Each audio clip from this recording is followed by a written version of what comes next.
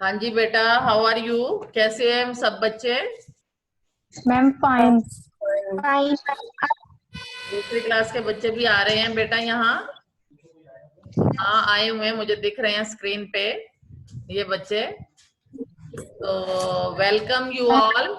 कुछ बच्चे जो हैं वो प्रेम खुराना मैम की क्लास के हैं। वो एक वीक तक मेरे पास आएंगे। प्रेम खुराना मैम जी एक वीक तक क्लास नहीं ले रही हैं उनकी। उसके बाद फिर वही लेंगी। एक हफ्ते तक ये बच्चे मेरे पास रहेंगे।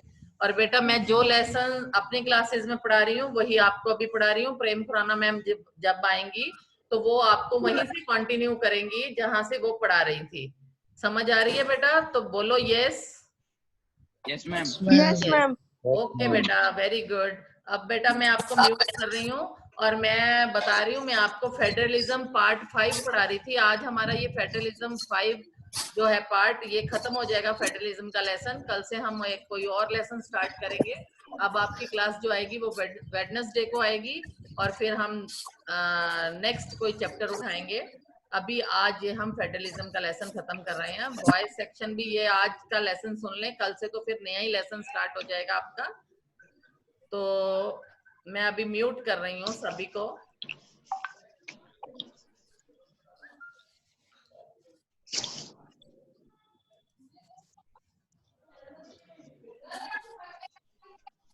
हाँ जी, आप बताइए, आपके साथ मेरी स्क्रीन शेयर हो रही है? ये तो कोई और आ गया। खन्ना। एक मिनट, इसको मैं मिनिमाइज कर रही हूँ।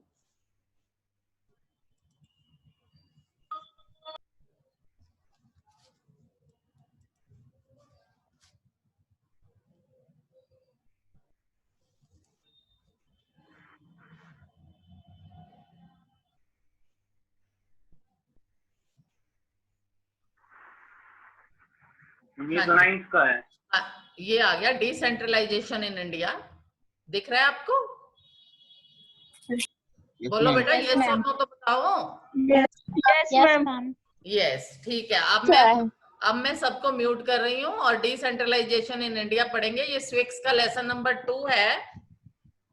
2 का भी 5 पार्ट है। मेरी 4 वीडियोस हो चुकी हैं, ये 5th वाली है। ये मैं 5th वाली भी आपको सेंड कर चुकी हूँ। आज जूम पे इसी की लाइव क्लास है। और पहले मैं आपको पहली 4 वीडियोस में, अगर आपका कोई डाउट है बेटा तो बताओ।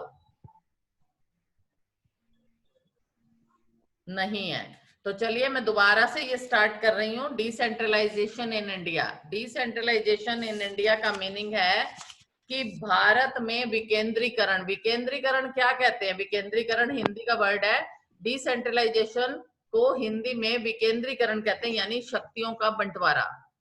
यानी हमारे पास जो शक्तियां हैं सिर्फ एक लेवल पे नहीं है, हमने पावर्स का बंटवारा किया हुआ है। और वो हमारे पास सिर्फ सेंट्रल गवर्नमेंट के पास नहीं है, स्टेट गवर्नमेंट के पास भी है, उसके बाद लोकल गवर्नमेंट के पास भी है। तो हम इसमें ये पढ़ेंगे कि हमारी जो पावर्स हैं उसका डिसेंट्रलाइजेशन कैसे किया हुआ है, भारत में हमने शक्तियों का बंटवारा कैसे किया हुआ है। तो we noted above that federal governments have 2 और more tiers of the government. तो फेडरल गवर्नमेंट के पास 2 या 2 से ज्यादा टायर की सरकार होती है, यानी कि 2 या 2 से ज्यादा लेवल की सरकार है। तो एक सरकार तो आपको मालूम है कि सेंट्रल गवर्नमेंट है, दूसरी है आपकी स्टेट गवर्नमेंट। लेकिन इसके अलावा भी हमें तीसरे लेवल की जरूरत पड़ी सरकार बनाने की। वो क्यों जरूरत पड़ी? क्योंकि इंडिया में जो स्टेट्स है ना बेटा, वो इतनी बड़ी स्टेट्स हैं कि इंडिपेंडेंट कंट्रीज भी यूरोप के इतने बड़े नहीं है। देखिए, we have so far discuss the 2 tiers of the government in our country, but a vast country like India can not be run only through these 2 tyres.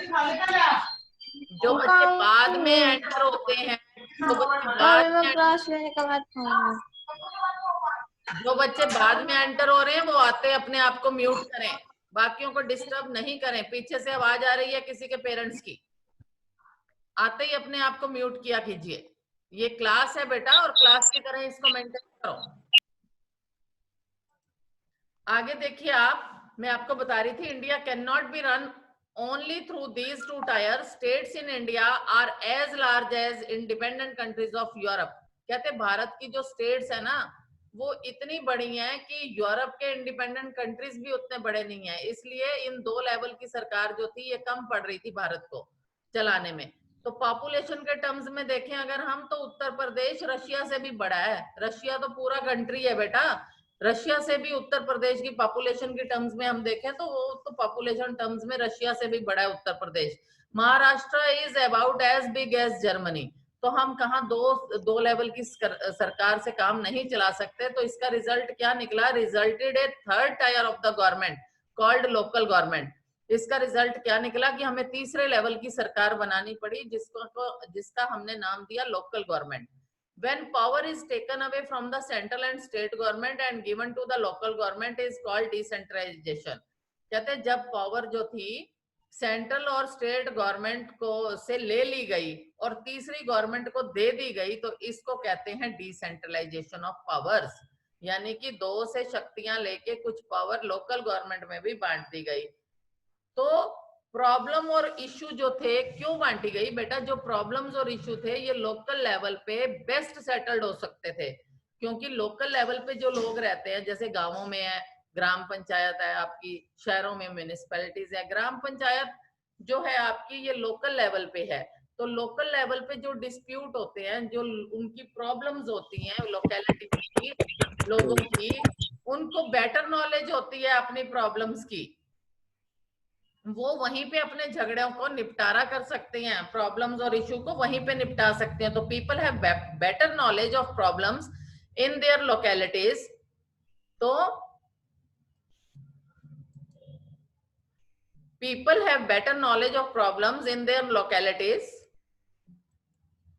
एक मिनट, ये black हो गया है, इसी को पढ़ रही हूं मैं। people have better knowledge of problems in their localities and they have better ideas on where to spend money and how to manage things more efficiently। कहते हैं लोकल लेवल्स पे लोगों को ये जानकारी होती है कि वो कैसे प्रॉब्लम्स को हल कर सकते हैं, उनके पास बेटर आइडियाज होते हैं कि कहाँ उनको मनी स्पेंड करनी है और कितनी मनी और कैसे चीजों को मैनेज करना है मोर efficiently.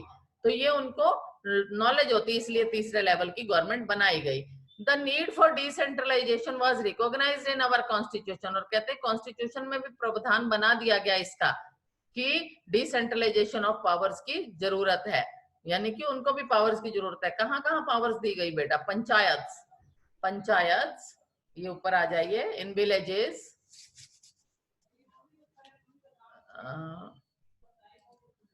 Panchayat in villages and municipalities in urban areas were set up in all states. कहते हैं पंचायत विलेजेस में, म्यूनिसिपैलिटीज शहरों में ये सेटअप की गई सारी की सारी स्टेट्स में।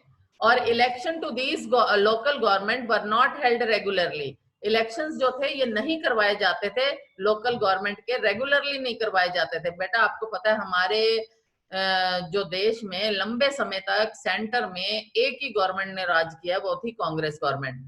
तो वो कहाँ इतने अधिकार, अपनी पावर्स जो थी वो सबको बांट देती। लेकिन 1992 के बाद तो 1992 के बाद तो थर्ड टायर को पूरा मजबूत कर दिया गया, इफेक्टिव कर दिया गया। पहले तो स्टेट गवर्नमेंट को नहीं पावर दी थी।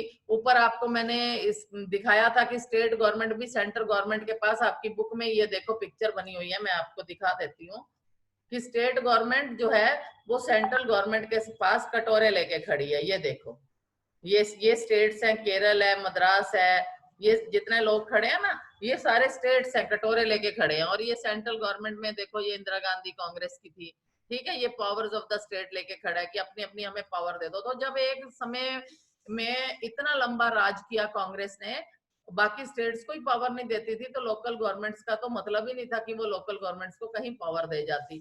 तो election of these government were not held regularly. कहते इलेक्शन भी नहीं करवाती थी, इलेक्शन ही नहीं होते थे। He is mute yourself. Mute कीजिए अपने आप को, जिस बच्चे ने अनम्यूट किया हुआ है, बीच में बोले नहीं। Local government did not have any powers और resources of their own. Local government के पास अपने पावर्स और रिसोर्सेज भी नहीं होते थे। Thus there was a very little decentralisation in effective terms. तो मतलब अगर हम देखें तो वास्तविक रूप में डिसेंट्रलाइजेशन थी नहीं। तो a major step towards decentralisation was taken in 1992। एक मेजर स्टेप लिया गया शक्तियों का विकेंद्रीकरण करने का 1992 में the constitution was amended, constitution को सुधारा गया, अमेंडमेंट की गई to make the third tier of the democracy more powerful, जो तीसरा टायर था डेमोक्रेसी का ये ज्यादा पावरफुल और इफेक्टिव रहे, इसलिए अमेंडमेंट की गई। तो क्या अमेंडमेंट्स थी वो मैं आपको बता रही हूँ क्या अमेंडमेंट की गई। Now it is constitutionally mandatory, mandatory कहते हैं जरूरी हो गया, to hold regular elections to local government bodies. अब ये जरूरी हो गया था कि लोकल गवर्नमेंट बॉडीज के जो इलेक्शंस हैं वो रेगुलरली करवाए जाएं, ये संविधान की तरफ से जरूरी हो गया था 1992 के बाद। ये एक क्वेश्चन है बेटा, 3 नंबर में क्वेश्चन आ जाता है ये कि 1992 से पहले क्या कंडीशन थी लोकल लेवल की, लोकल लेवल कैसी होती थी लोकल लेवल गवर्नमेंट, और 1992 के बाद कैसी थी, ये आपका एनसीईआरटी का क्वेश्चन है। ये 3 नंबर में क्वेश्चन आ जाता है। तो आप बोलेंगे 1992 से पहले तो इलेक्शन ही नहीं कराए जाते थे, ये एक डिफरेंस ये हो गया, और 1992 के बाद रेगुलर इलेक्शन कराए जाते थे। और क्या था 1992 से पहले एक ही गवर्नमेंट होती थी, अब 1992 के बाद तो बड़ा चेंज आ गया था, कोलिएशन गवर्नमेंट स्टार्ट हो गई थी बननी। तो सीट्स आर रिजर्व्ड, इसमें सीट्स रिजर्व थी शेड्यूल कास्ट, 1992 के बाद की बात कर रही हूं मैं, schedule caste, schedule tribes and other backward classes के लिए सीट रिजर्व कर दी गई, और 1/3 सीट जो थी ये रिजर्व्ड फॉर वुमेन, वुमेन के लिए रिजर्व कर दी गई। और स्टेट इलेक्शन कमीशन जो था एक इंडिपेंडेंट इंस्टीट्यूशन थी जो ये क्रिएट कर दी गई हर स्टेट में to conduct panchayat and municipal elections, जो कि म्यूनिसिपल और म्यूनिसिपैलिटी के और पंचायत के इलेक्शन कराती थी। ये स्टेट इलेक्शन कमीशन हर स्टेट में बना दिया गया। तो अच्छा जी सॉरी, 1 मिनट के लिए आपको रोक रही हूँ क्योंकि मुझे लिंक भेजना है।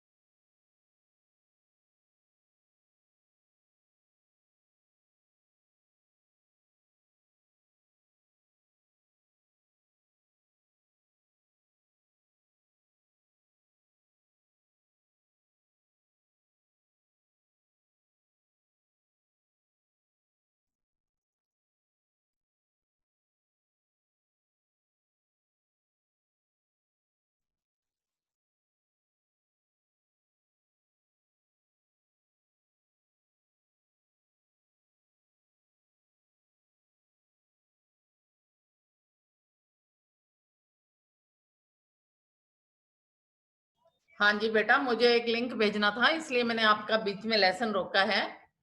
तो शायद बच्चा नहीं उठा पा रहा है या नहीं ले पा रहा है, अभी 1 सेकंड मुझे देरी अभी लगेगी बेटा, तो अभी आप 1 मिनट के लिए और रुक जाएं। Thank you.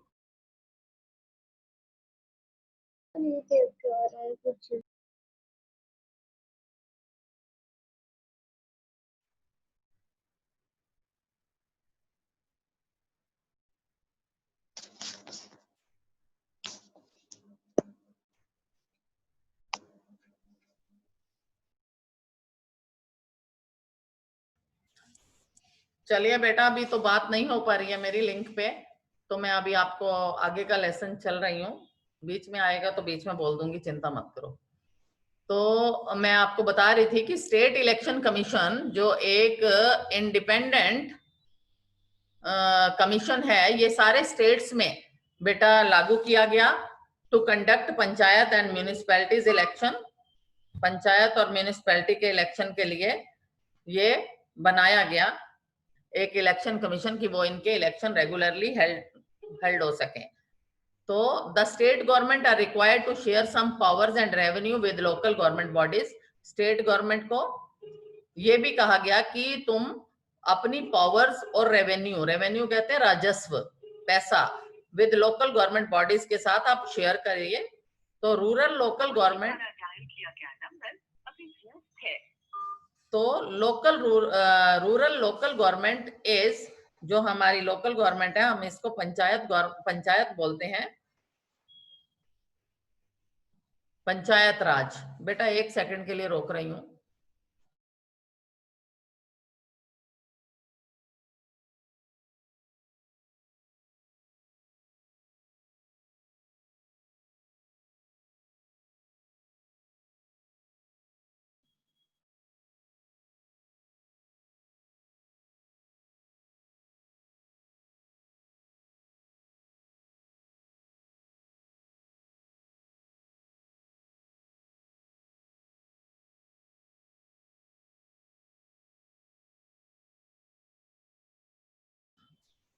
चलिए बेटा, an independent institution called the State Election Commission to conduct panchayat and municipal elections। ये एक स्टेट इलेक्शन कमीशन बनाया गया, ये मैंने आपको बता दिया था। State government are required to share some powers and revenue with the local government bodies. State government को कुछ शेयर करनी थी powers and revenue local government bodies के साथ, ये जरूरी कर दिया गया था। तो रूरल लोकल गवर्नमेंट को हम पंचायत राज बोलते हैं। और ईच विलेज और a group of village in some states has a gram panchayat. कहते हैं हर गांव में ग्राम पंचायत होती है, नहीं तो कुछ गांवों के ग्रुप्स को मिला के भी ग्राम पंचायत बन जाती है। तो this is a council consisting of several ward members often called panch और ए प्रेसिडेंट और सरपंच। आपको मालूम ही है कि जो सेवरल वार्ड मेंबर्स होते हैं इनमें, और इनका एक 5 मेंबर्स की एक बॉडी होती है जिसको पंच बोला जाता है, उनका एक प्रेसिडेंट होता है जिसको सरपंच बोला जाता है। तो ये it is the decision making body for entire village, ये डिसीजन मेकिंग बॉडी होती है एंटायर विलेज की। The panchayat works under overall supervision of gram sabha. Panchayat जो है ये काम करती है ओवरऑल सुपरविजन ऑफ ग्राम सभा के अंडर काम करती है, ये उनकी सुपरविजन के under. All the voters in the village are its members. जितने वोटर्स होते हैं विलेज में वो ग्राम सभा के मेंबर्स होते हैं। It has to meet at least twice और थ्राइस इन ए ईयर, ये 2 या 3 बार साल में मिलते हैं। एनुअल बजट ग्राम पंचायत का तैयार करने के लिए, अप्रूव करने के लिए। To review the performance of the gram panchayat, और रिव्यू भी करते हैं ग्राम पंचायत की परफॉर्मेंस को। उसके बाद है फ्यू ग्राम पंचायत। जब बेटा, ये तो एक ग्राम पंचायत की मैंने बात करी, जब कुछ ग्राम पंचायत आपस में मिल जाती हैं, ग्रुप बन जाता है इनका, तो उसको हम बोलते हैं पंचायत समिति, और ब्लॉक भी कह देते हैं उसको, या मंडल भी कह देते हैं। यानी जब कुछ फ्यू ग्राम पंचायत ग्रुप में इकट्ठी हो जाती है, यानी एक गांव की ग्राम पंचायत ले ली, दूसरे की, तीसरे की, चौथे की, 5वें की, तो 5 ग्राम पंचायत जब इकट्ठी हो गई तो हम इन्हें पंचायत समिति के नाम से बुलाते हैं, या ब्लॉक के नाम से भी बुला लेते हैं, या मंडल के नाम से भी बुला देते हैं। तो ऑल द पंचायत समिति and Mandal in A district, कहते हैं जब ये डिस्ट्रिक्ट लेवल पे इकट्ठी हो जाती हैं ये सारी समितिज, पंचायत समिति, तो हम इनको क्या नाम देते हैं? जिला डिस्ट्रिक्ट परिषद का। हाँ बोलो, कौन बोल रहा है? जो बच्चा बाद में, हाँ बोलो बोलो बेटा। कोई दिशा के नाम से मैम एंटर होके मेरे पास मैसेज कर रहा है। अच्छा ठीक है बेटा, मैम वो दिशा नहीं है। आप बताओ बेटा, आपका क्या नाम है? मैम निशा। निशा, और कोई दिशा के नाम से एंटर करके आपको मैसेज कर रहा है। वेरी गुड, शाबाश। अभी मैं फाइंड आउट कर लूंगी और उसकी ऐसी झाड़ लगेगी, बाहर निकालूंगी उसको, कल से वो क्लास ज्वाइन नहीं कर पाएगा। अभी निकला है जो बच्चा, वो पता चल रहा है मुझे, जो निकला है मेरी स्क्रीन पे है।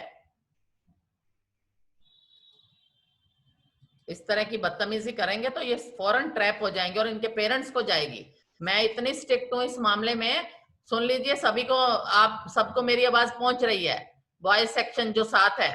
अगर आपने कोई बदतमीजी करी या किसके पास मैसेज किया तो मैं आपको स्कूल से ही शंट आउट कर दूंगी। मैं इतनी स्ट्रिक्ट हूं, ये सोच लेना आप। सॉरी बोलो उसको लिख के, नहीं तो दफा हो जाओ, इस क्लास से बाहर निकल जाओ। मैम वो पहले ही लीव हो गई।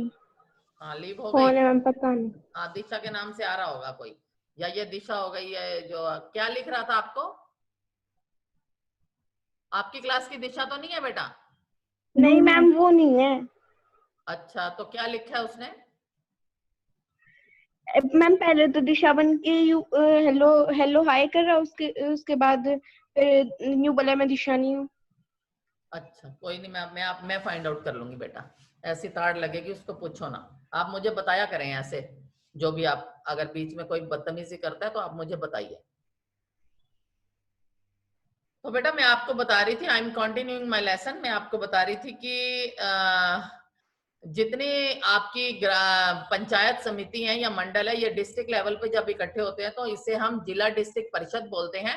मोस्ट मेंबर ऑफ द जिला परिषद आर इलेक्टेड। ज्यादातर मेंबर्स जो जिला परिषद के होते हैं ये इलेक्टेड मेंबर्स होते हैं। आगे आ जाइए आप। Similarly local government bodies exist for urban areas as well. मैं बता रही थी आपको कि लोकल गवर्नमेंट को हम विलेजेस में पंचायत बोलते हैं। अब अर्बन एरियाज की बात आ गई है, सिटीज की बात आ गई है, तो म्यूनिसिपैलिटीज होती हैं। Municipalities are set up in towns. Municipalities जो हैं ये टाउन्स में सेटअप होती हैं। Big cities are constituted into municipal corporation. जो बड़ी बड़ी सिटीज हैं ये म्यूनिसिपल कॉर्पोरेशन में बदल दी जाती हैं। and both municipalities and municipal corporations are controlled by the elected bodies consisting of people's represented। कहते हैं दोनों की जो बॉडीज को कंट्रोल किया जाता है वो elected by elected bodies. Elected bodies होती हैं लोगों की जो उन्हें कंट्रोल करती हैं, म्यूनिसिपैलिटीज को भी और म्यूनिसिपल कॉर्पोरेशंस को भी। म्यूनिसिपल चेयरपर्सन जो होता है ये पॉलिटिकल हेड होता है म्यूनिसिपैलिटी का, और इसको हम मेयर के नाम से भी बुलाते हैं। तो ये आपका लेसन था। इसमें एक एक्सपेरिमेंट है ब्राजील का। ब्राजील के एक्सपेरिमेंट में बेटा ये बताया गया है इसमें कि एक सिटी है पोर्तो के नाम से, एक सिटी है पोर्तो एलेग्री, ठीक है। पोर्तो पोर्तो एलेग्री सिटी है, ये ब्राजील में है। और इसमें जो है इसके सिटीजन्स जो हैं ये सक्रिय भागीदारी कर रहे हैं, यानी कि पार्टिसिपेटिव डेमोक्रेसी है यहाँ। और इस शहर के नगर परिषद के समांतर एक संगठन इन्होंने अपने आप बनाया। जैसे हमारे यहाँ नगर परिषद होती है, म्यूनिसिपैलिटी होती है, इन्होंने अपना वहां के जो लोकल इनहेबिटेंट्स थे इन्होंने वहां का अपना एक सक्रिय जो था संगठन खड़ा कर दिया। और इसके वास्तविक फैसले करने का अधिकार भी इन्होंने वहां के लोगों को दे दिया। तो इस शहर में करीब 13 लाख जो थे लोग अपने शहर का बजट तैयार करने की भागीदारी करते हैं इस शहर के लोग।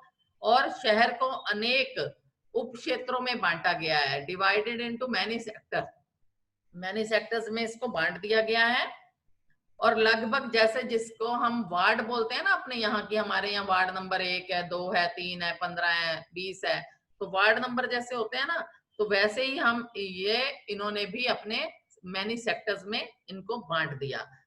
तो इसका स्वरूप ग्राम सभा की तरह ही होता है बेटा, जिसमें उस इलाके के सभी लोग भाग ले सकते हैं और सारा बजट तैयार करते हैं पूरा, और फिर नगर पालिका के पास भेज देते हैं वो, और म्यूनिसिपैलिटी के पास भेज देते हैं जो कि फाइनल डिसीजन लेता है। The proposals are put to the municipality that takes a final decision. तो क्या हुआ बेटा कि हर साल इसमें 20,000 लोग भाग लेते हैं। और इस तरीके से अपनाने से ये पता चल जाता है वहां पर कि बजट सिर्फ अमीर लोगों के लिए तैयार नहीं होता है, रिच पीपल के लिए तैयार नहीं होता है। Buses now run to the poor colonies. Buses भी अब पुअर कॉलोनीज के लिए चलती हैं। और बिल्डर्स जो हैं स्लम एरियाज को ऐसे ही खाली नहीं करा सकते जब तक वो उनके रहने का इंतजाम नहीं करते हैं गरीब बस्तियों के लोगों का। तो ये एक मतलब उन्होंने अपनी एक व्यवस्था बनाई हुई है। इसी तरह की हमारी सेम सिमिलर जो एक्सपेरिमेंट है केरल में भी किया गया है। In our country a similar experiment has taken place in some areas in Kerala. Ordinary people have participated in making plan for the development of their locality. तो डेवलपमेंट के लिए ऑर्डिनरी पीपल भी काम करते हैं। तो ये आपका आज लेसन फिनिश हो गया है बेटा। आपको मैंने इस लेसन के क्वेश्चन आंसर्स पहले ही भेज दिए हुए हैं, अब आप इसको कर लेना, ठीक है बेटा। और आपका वैसे भी पीरियड जो है ये खत्म होने वाला है, तो आपकी कोई भी प्रॉब्लम हो, मैं आपको वीडियो भेज चुकी हूँ, तो आप उसको दोबारा देखिए। अगर कोई भी प्रॉब्लम होगी तो हम नेक्स्ट मीटिंग में उस प्रॉब्लम्स को हल करेंगे। अब आपकी वेडनेसडे को आपकी क्लास है, तो तब तक के लिए बाय बाय बेटा। I am going to unmute you. अपने आप को अनम्यूट करो और मुझे बाय करो। Bye bye ma'am. Bye bye bye bye bye ma'am. Bye Bye, ma'am. Bye. Bye.